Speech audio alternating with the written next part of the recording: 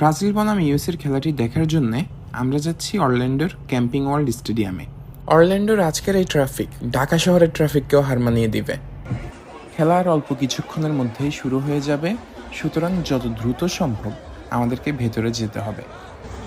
Camping world স্টেডিয়ামটি হচ্ছে অরল্যান্ডোর সবথেকে বড় স্টেডিয়াম, আর এর ক্যাপাসিটি হচ্ছে ৬২,৩১৪। যাই হোক, কিছুক্ষণের মধ্যেই খেলা শুরু হয়ে যাবে। এখন হচ্ছে জাতীয় সঙ্গীত গাওয়ার পালা।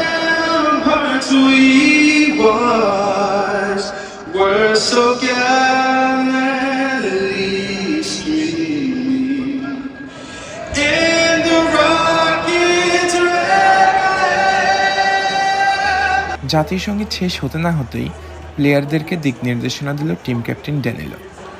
ব্রাজিলিয়ানরা সহজভাবে খেলা শুরু করলেও ইউএসের প্লেয়াররা শুরু থেকে ছিল আক্রমণাত্মক। বিশেষ করে মুসার করা শটটি তো গোল হতে হতে বারে লেগে ফিরে আসে। ফ্রেন্ডলি ম্যাচে এভাবে হার্টবিট বাড়ানোটা তোমার ঠিক হয়নি মুসা।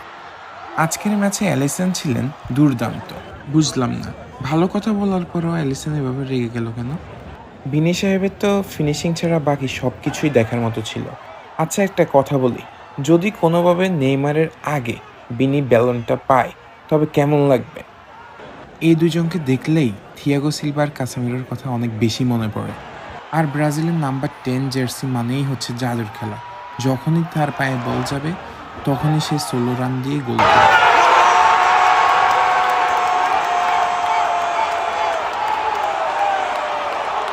হাফ টাইমে খাওয়ার জন্য ভাইয়া পিৎজা নিয়ে এসেছে, কিন্তু আনা নাই পিৎজার সাথে কোক, কেননা কোকাকোলা হচ্ছে বয়কটের লিস্টে।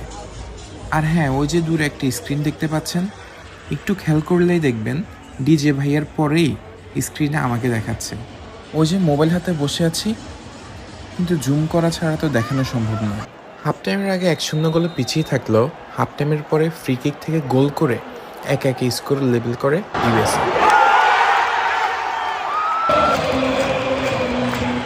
ইউএসএ গোল করার পরে দুঃখ শেয়ার করার জন্য বড় ভাইয়াকে কল দিই, কিন্তু ভাইয়া পাত্তাই দিল না। ভাইয়া বলে যে এগুলো ব্রাজিলের জন্য পানি পাত্র। এন্ড্রিককে সাফ করে যখন মাঠে নামানো হয় আর তাকে যেভাবে ব্রাজিলিয়ান ফ্যানরা ওয়েলকাম জানায়, এক কথায় সেটা অসাধারণ।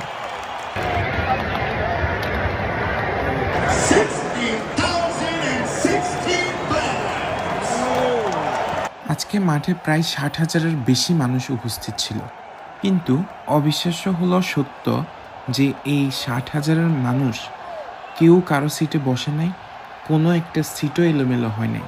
তাদের ম্যানেজমেন্ট এত বেশি স্ট্রং।